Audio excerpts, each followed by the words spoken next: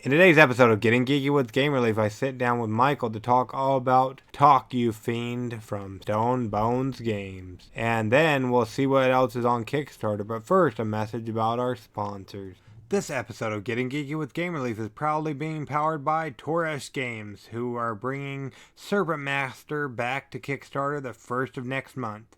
Serpent Master is a card-driven abstract board game for 1 to 4 players where a player must keep their serpent on top to win.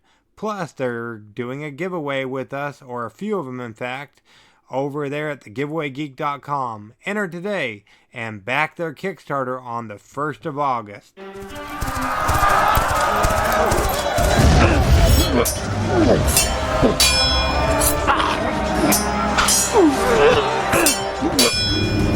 Getting Geeky with Gamer Leaf, the podcast in which one man strives to level up his geekhood and helping you do the same, one battle at a time. Now, let's get geeky with Gamer Leaf.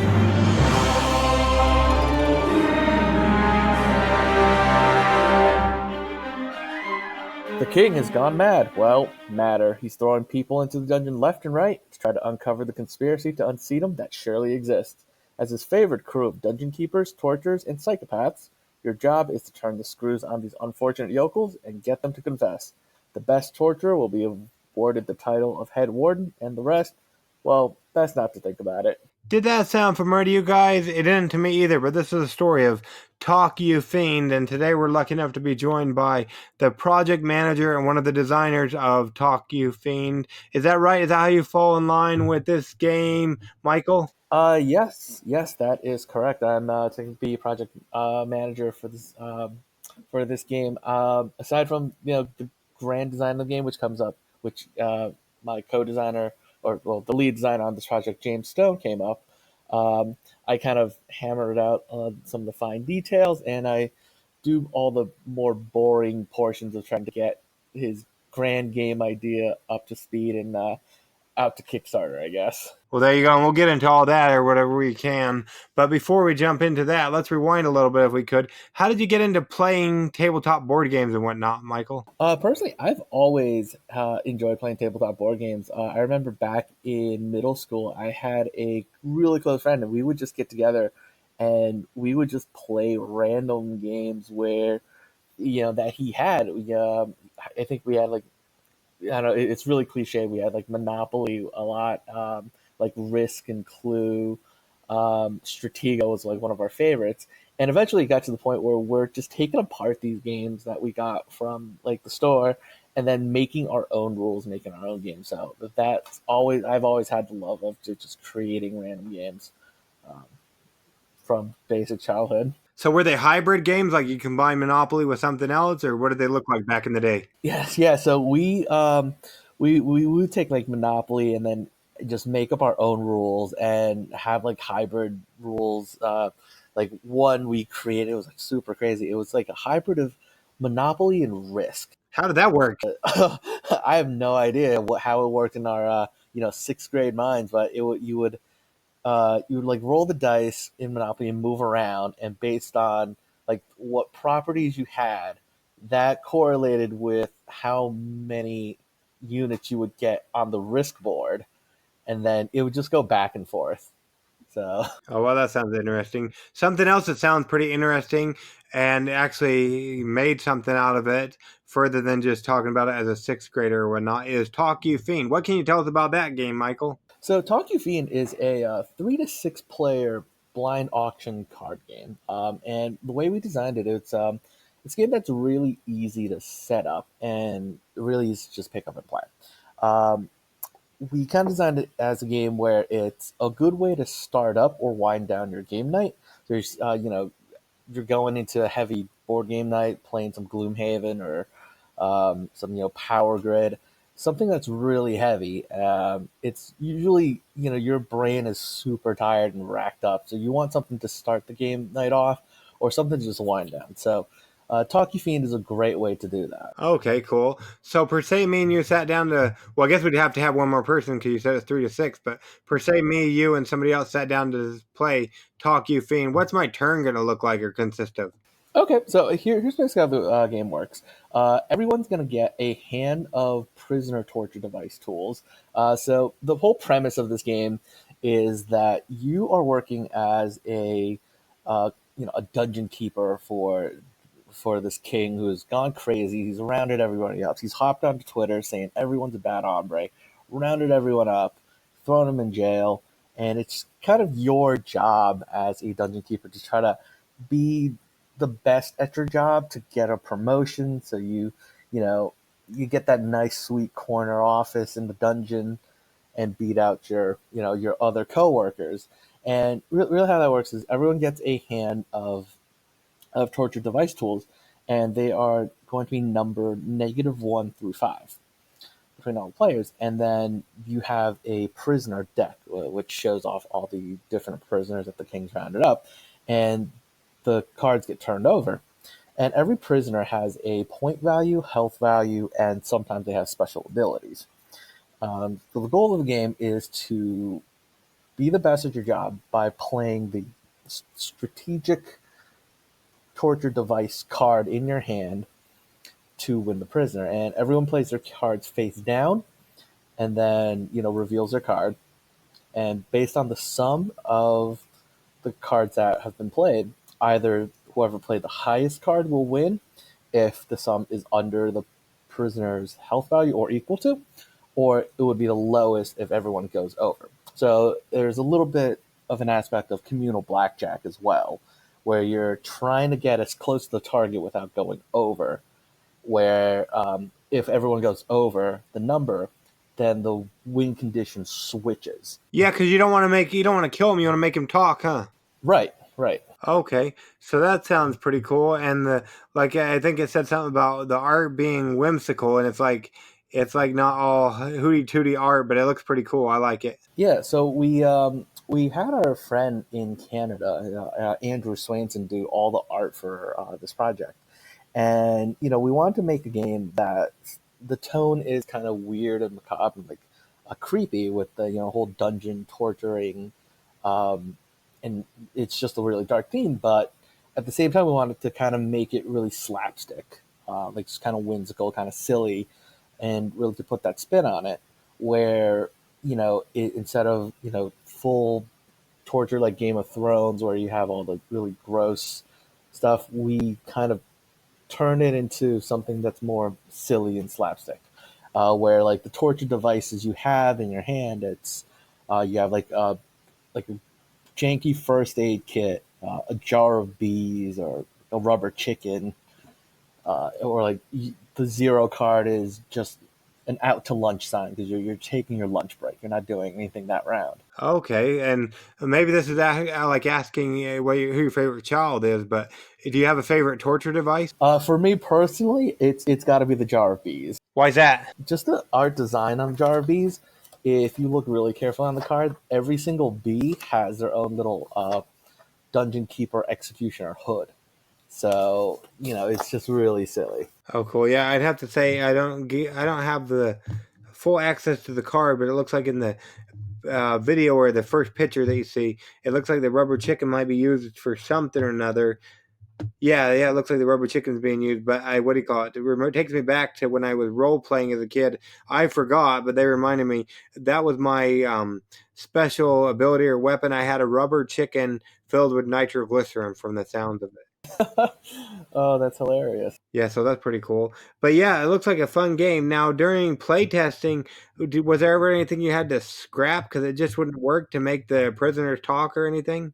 Oh yeah. So we've gone through a couple different versions of the game. So with the very first version, one of the things that's really big and we changed up was we didn't necessarily have a concrete point value where everyone was going towards. So when we first started, we set that all right, the win condition is going to be 20 points, and then instead of keeping track in a relatively simple way, everyone got like a little notepad, and they would keep track of their score. And because of how the game worked in the first edition, people would go and have really negative scores. So it would be at the end of the game, people would have, everyone would have like -7 points, and no one would win.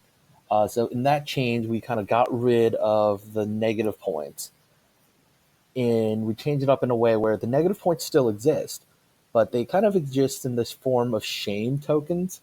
So with the cards in every round, based on what everyone's played, either the whoever played the highest card would win the round, or the player who plays the lowest. So in every round, the whoever is the opposite of the winning card would get a shame token, which counts as negative points against their score total. But shame also kind of works as a counter, whereas if you get too much shame, you have to give away your prisoners to the other players. Okay, and you're trying to collect prisoners then? Yes, yes. So every round, you would collect the prisoner based on whoever won the round. And how many rounds are there? How do I tell who wins the game? So the win condition of game is whoever reaches 10 points worth of prisoners first. So all of the prisoners have different point values, and some of them range from 1 to, I think, 6 is the highest one we have. And the first one to 10 wins, you said? Yep, first one to 10. So it's a relatively simple game to put together and play. Awesome. Yeah, it sounds like it. Sounds pretty fun. Now, when it comes to Talk You Fiend, what makes your game pop is one my audience should go check out. And if they like what they see on Kickstarter, back it today, Michael. Oh man, I think what really makes us pop is that it's it's a party game that's not very, I guess the word is subjective, where you have apples to apples, or you have Cards Against Humanity, where the winner of each round, it's decided by an opinion. It's the opinion of someone who wins that round. Whereas for Talk You Fiend, it's very clear. There's a winner and there's a loser in every single round, and it's always fun to give the loser shame tokens, and being the winner. And there's a lot of strategy involved if you start thinking about how the game works. One of the mechanics we have in the game is that even though each player has the same set of torture cards, but once you've played your card out, the card that you've already played out becomes public information, and whatever you have remaining is then private information. So based on what's already been played for all the other players, you can start putting together a picture in your head of, okay, what am I going to play in the next round that's the most advantageous of me, based on what everyone else has. But at the same time, everyone else is thinking of the same thing. And then so you get into these mind games of what's the best card to play. And then the hilarity comes in that when you actually play your card, it turns out you were wrong the whole time. Oh boy, and is everybody working with their own deck, or is it a collective deck? So every single player has the same set. So every player has the same set of 7 cards. So say in the first round, everyone plays, one of their number cards. So looking in the game of the second round, you can see that one player has, you know, 1, 2, 3, and 4 left because they played the 5 in the last round. Whereas another player, if they played a 3, that they don't have that 3 available to them. Okay, that makes sense. So that's pretty cool. And then whoever gets to 10 first wins. So that's awesome. Yeah, it just sounds pretty simple and fun, and it sounds like it's a pretty quick game. What's the replayability like, Michael? For the replayability, it's got quite a bit of replayability. Like I said, it's a nice, easy game to open up or wind down your game night. So it's always fun to just get people into. It's a good way to start things off or wind things down. Um, there's a ton of strategy depending on how many players you play with. I know for when we've done all the tests, the sweet spot of number of players is I think 4 to 5 players. If you go to in the 3 to 6 players, there's a little bit of extra math here and there where it tends to be really difficult to try to figure out what everyone else is going to play, which I guess adds to the fun of it. as well. Okay. Yeah, but either way, it looks like a pretty fun game from what I can see from the Kickstarter and just talking to you about it. And so you don't overpromise and underdeliver. If somebody goes ahead and backs it, when would they anticipate getting their game so they can try to be the biggest, baddest dungeon keeper out there? So our timeline, we are running on a pretty tight timeline here. So all the art for the game is pretty much completed and finished, and our artist is kind of working on adding a little splash of color onto each of the some of the characters to make them really of the pop out of the deck, and to just make the designs really good. We've already spoken with a bunch of factories in China on what we're going to produce. So once that decision has been made, and how much we actually fund, we're looking to deliver games into the hands of our backers by Christmas.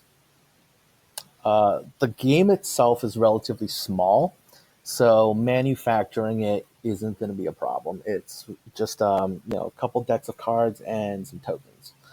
Um, and shipment wise, since it's a relatively small game, we're looking to airship all of the copies over to us in the U.S. before shipping out with a fulfillment partner. I think we're going to be using Fulfill, right? That's the and they've fulfilled a ton of games for other companies as well, and they're trusted, and they've have a ton of experience doing that.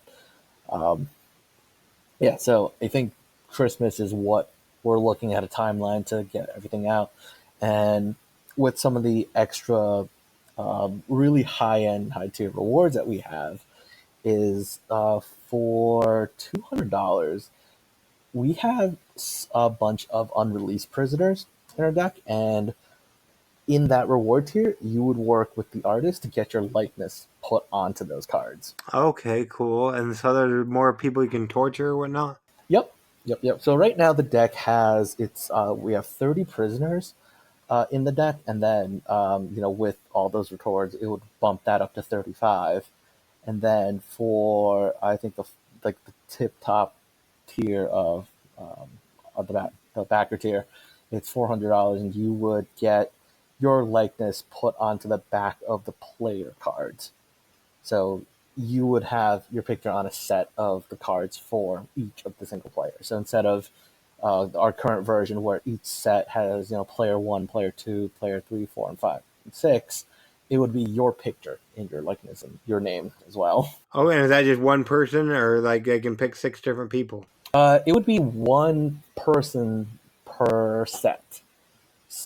Yeah, so you would have, if you got, backers at that tier, you would have, one of the players be, Gamer Leaf, which would be your picture on a set of 7 cards. Awesome. So that's pretty cool. And it looks like they can't dilly dally if they want to go those ways. There's only 4 of the 5 left on the $200 level. So awesome. Yeah, so make sure you head on over and check out Talk You Fiend on Kickstarter. We'll make sure we leave links in the show notes so you can click on over and back it easier that way. But yeah, we don't want to keep you all night, Michael. So mine is coming there to your hometown to stalk you. How can people go about keeping up with you and everything you guys are doing over there at over at Stone Bones Games? So you can find us on Twitter at Stonebones Games. We also have our Facebook page at Stonebones Games as well. You can go to our website, www.stonebonesgames.com, sign up there to get Are to you be on our prepared to newsletter crush your enemies, updates, see them driven or just hit before us up you, on Twitter and or hear the Facebook. lamentations of their We dice? answer to pretty Then much you're not any going to want to miss the next requests or Kickstarter emails that game we coming get. to you from Okay, S7 cool. And Games. speaking of It's keeping called up with Conan's you, Savage so Legends, in which you somebody's take listening control later on of a down the legend road in after Robert the E. Kickstarter's Howard's fulfilled and everything. Is Hyborian there any Age secrets of as games you you might seek be to working destroy on your for enemies in after a Talk You Fiend?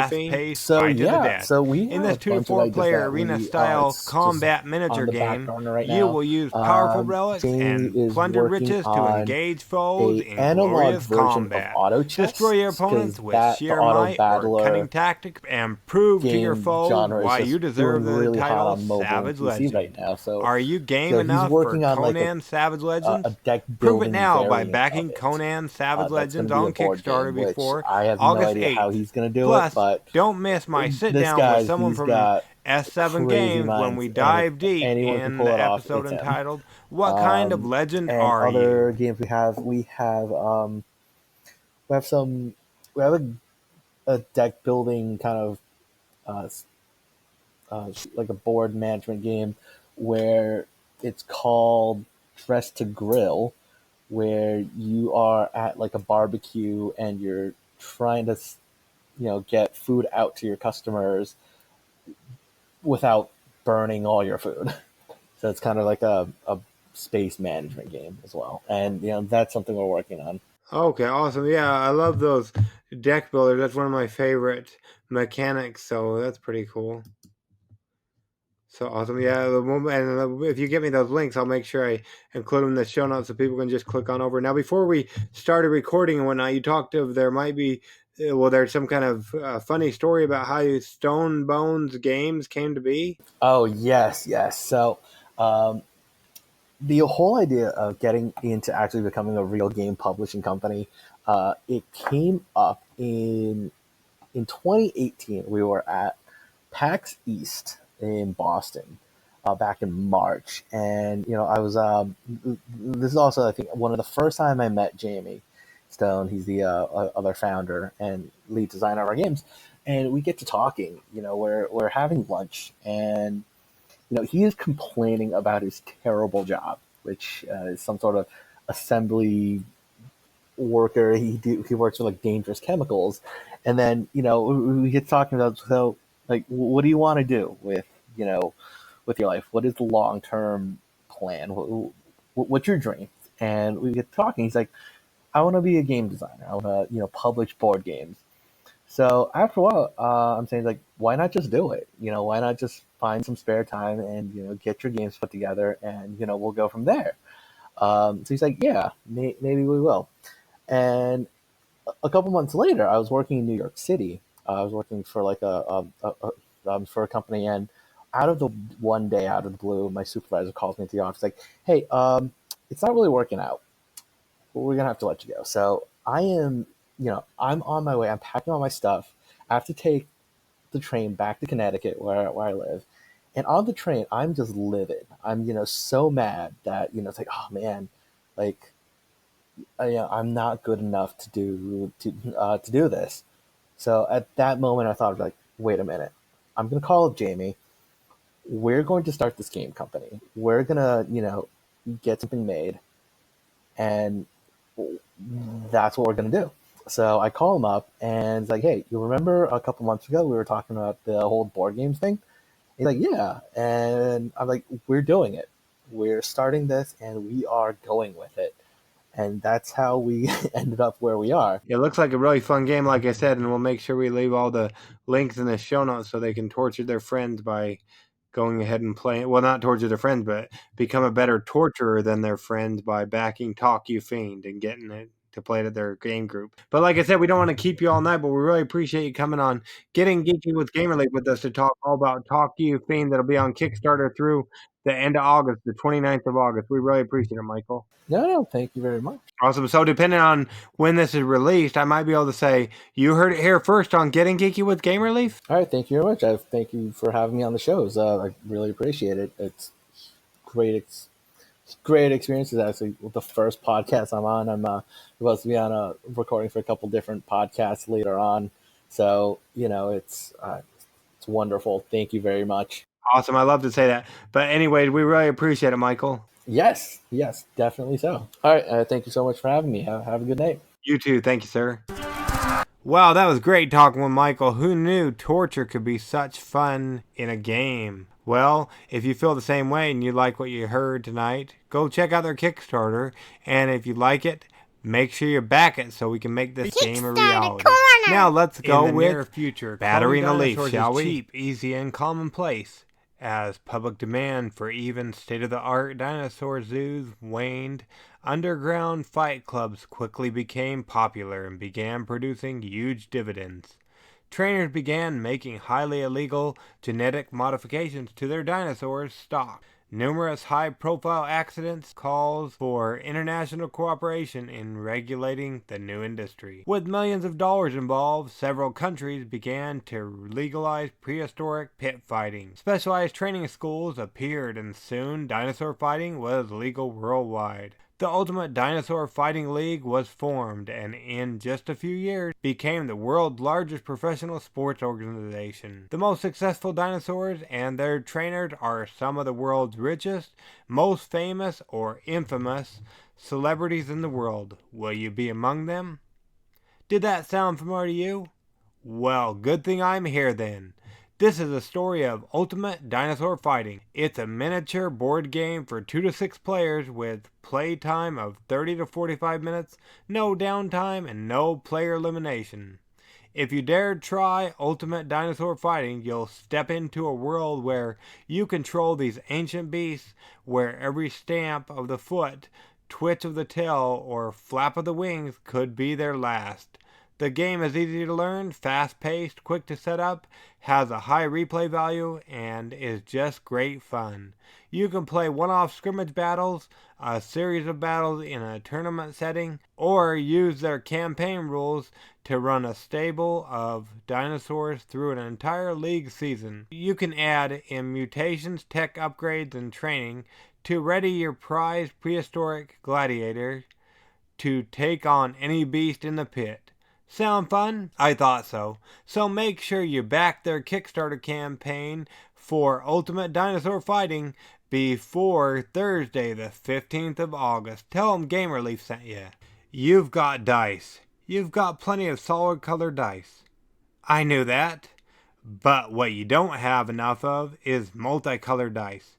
How could you? That's what I thought.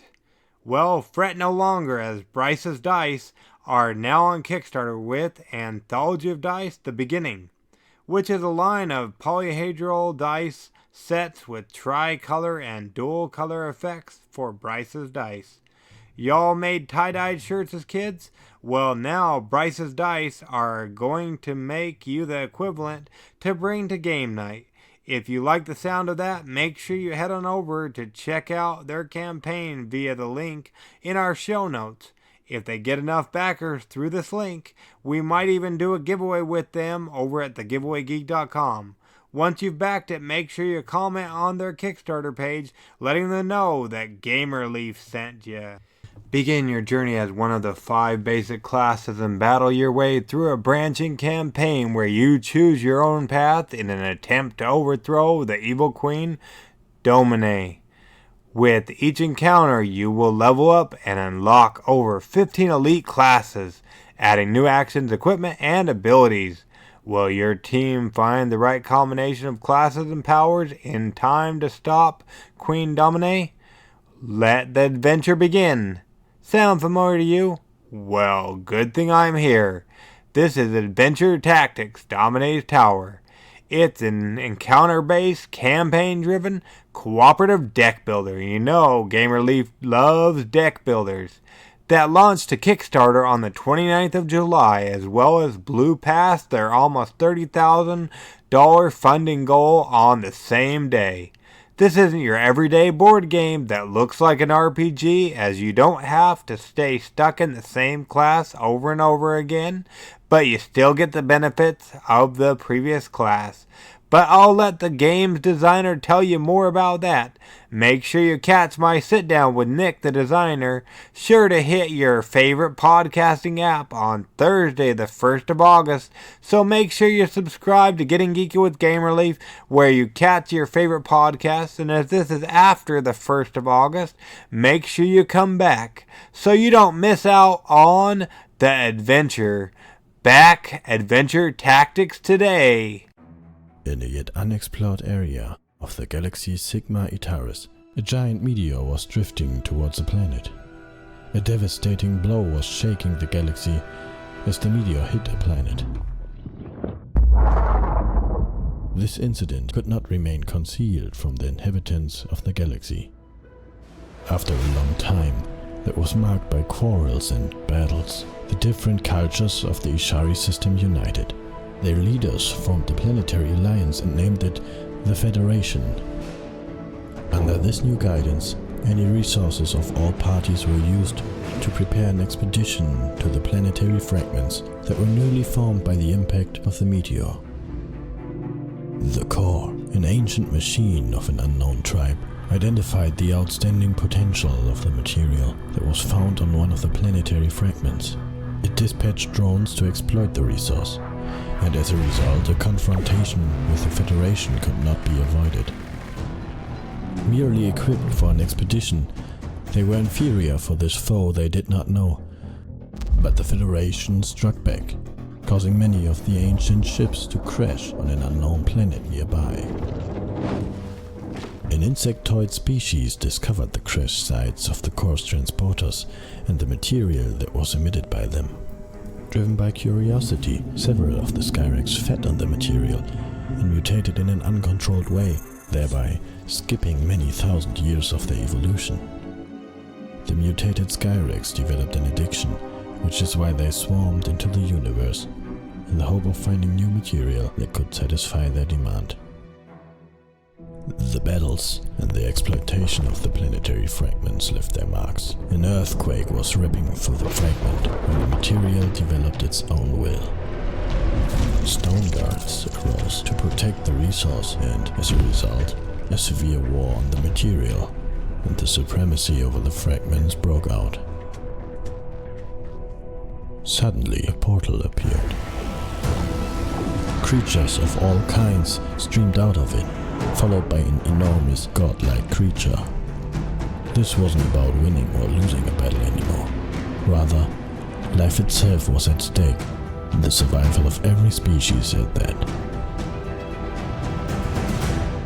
Did that sound familiar to you? It didn't to me either, but this is the story of Orbita Victeris, the tactical card game which seems to be the best of all worlds, being a competitive tactical sci-fi fantasy card game. There's 5 different factions to choose from. Still got questions? Well, make sure to either tune in to my sit down with the creator of Orbita Victeris, or if it's already out, go back and listen to it. Let's help make Orbita Victeris a reality by backing out on Kickstarter before Wednesday, the 4th of September. If you liked any of the games we talked about in today's episode, make sure you check out their Kickstarter campaigns to show them and us a little love. Backing them goes a long way. Plus, make sure to stay up to date on all the giveaways we're doing over at thegiveawaygeek.com. There will be at least 2 to 3 new giveaways going live over there next week. It's our least favorite time as well as yours. So until next episode, make sure you go ahead and get geeky, stay geeky, and bring others in the geek fold by sharing our episodes with others, as well as keeping up with the giveaways we're doing over at thegiveawaygeek.com. Gamer Leaf out.